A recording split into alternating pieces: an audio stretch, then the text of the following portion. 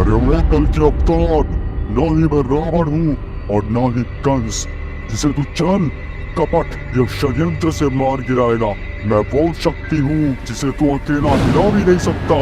भगवान कल्कि जो महादेव और भगवान विष्णु के सबसे शक्तिशाली अवतार हैं, जो अब तक के सभी अवतारों में सबसे शक्तिशाली और बलवान है, परंतु इस बार उनका सामना ना तो रावण से होगा और ना ही कंस से। इस बार उनका दुश्मन इतना भयंकर है जिसे भगवान कल्कि के लिए अकेले मारना तो दूर की बात है, उसके सामने ज़्यादा देर खड़े रहना भी नामुमकिन के बराबर है। क्योंकि इस बार उनका सामना एक ऐसी भयानक शक्ति से होगा जिसका काल भी अधीन होगा। काम, लोभ, अहंकार, क्रोध, हर चीज़ पे उसका अधिकार होगा।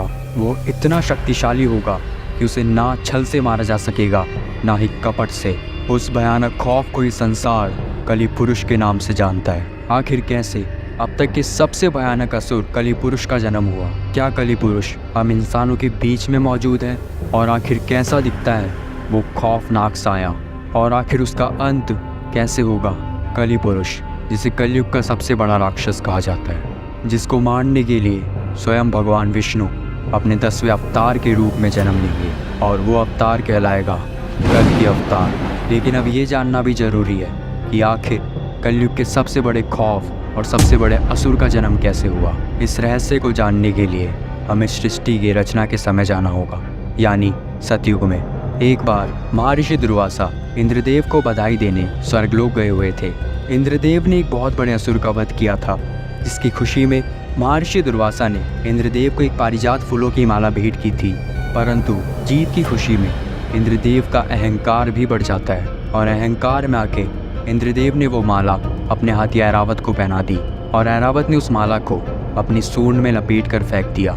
अपने उपहार का इस अपमान देख महर्षि दुर्वासा का क्रोध अपनी सारी चरम सीमाएं पार कर चुका था, जिसके बाद महर्षि दुर्वासा ने इंद्र सहित पूरे स्वर्ग को श्राप दे डाला कि अरे वो इंद्र, तुझे श्री का बड़ा अहंकार है ना, तो जा, आज मैं तुझे और सभी देवी देवताओं को श्राप देता हूँ कि तू और सभी देवी देवता श्रीहीन हो जाएंगे।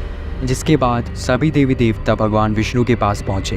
तब भगवान विष्णु ने उन्हें समुद्र मंथन के लिए बोला कि सभी देवी देवताओं को पुनः बलवान होने के लिए क्षीर सागर के अमृत की आवश्यकता पड़ेगी। परंतु देवता भी कमजोर थे, इसीलिए इंद्रदेव ने असुरों के राजा बलि से समुद्र मंथन के लिए मदद मांगी। पहले तो राजा बलि ने इंद्रदेव को मदद करने से मना कर दिया, क्योंकि वह जानते थे कि देवता उनके साथ छल जरूर करेंगे। परंतु शुक्राचार्य जी के कहने पर राजा बलि समुद्र मंथन के लिए तैयार हो गए। लेकिन शुक्राचार्य जी ने देवताओं के बीच एक शर्त रखी, समुद्र मंथन से निकली हर चीज देवताओं और असुरों में बराबर बटेगी। तब मंदराचल पर्वत को गरुड़देव ने अपनी चोंच पे उठाकर क्षीर सागर के अंदर रखा, और सरप्रज वासुकी ने पर्वत पर लिपट कर रस्सी के रूप में मदद की। असुर नागराज वासुकी के मुख की ओर थे और देवता पूंछ की ओर। परंतु समुद्र मंथन में अभी एक और परेशानी थी, असुर और देवता मिलकर भी पर्वत को अभी भी घुमा नहीं पा रहे थे। तब भगवान विष्णु ने कच्छ अवतार धारण किया, यानी कछुए का रूप, और मंदराचल पर्वत को अपनी पीठ पर उठाकर समुद्र मंथन की शुरुआत की। और समुद्र मंथन की शुरुआत में ही देवताओं और असुरों ने काल के दर्शन कर लिए। समुद्र मंथन से सबसे पहले हलाहल विष निकला। हलाहल विष इतना ज़्यादा भयंकर था कि उसके वेग और उसके तेज से देवता और असुर मूर्छित होने लगे। शर्त के मुताबिक ये विष देवताओं और असुरों के अंदर आधा आधा बंटना था, परंतु हलाहल विष इतना ज़्यादा भयंकर था कि उसके तेज को झेलने की शक्ति ना तो असुरों के अंदर थी और ना ही देवताओं के अंदर। तब जाकर भगवान विष्णु के कहने पर महादेव ने उस हलाहल विष को अपने कंठ में धारण किया। पर सोचिए, जब स्वयं महाकाल तक उस विषपान को सहन नहीं कर पाए तो कितना ज़्यादा भयंकर होगा। भगवान विष्णु के कहने पर महादेव ने विषपान तो कर लिया था, परंतु उनके कंठ में बहुत ज़्यादा पीड़ा होने लगी। पर स्वयं माता आदिशक्ति ने उस विष को महादेव के कंठ में ही रोक दिया और हलाहल विष से उत्पन्न पीड़ा तक को नष्ट कर दिया, और इसी कारण महादेव का नाम नीलकंठ पड़ा। पर जब ये सब हो रहा था, विष की एक बूंद राक्षस कली के मुख में जा गिरी, और उस वजह से राक्षस कली का शरीर खत्म हो गया। आगे जब मंथन हुआ, उसमें से सबसे पहले कामधेनु गाय निकली, जिसे ऋषियों ने रखा, और उच्चैश्रव अश्व की उत्पत्ति हुई, जिसे राजा बलि ने ग्रहण किया। ऐरावत हाथी को देवताओं के राजा इंद्र ने ग्रहण किया। कौस्तुभ मणि और शंख को भगवान विष्णु ने धारण किया। इसके बाद निकली संजीवनी बूटी, जिसे पृथ्वी पर एक सुरक्षित स्थान पर स्थापित किया गया।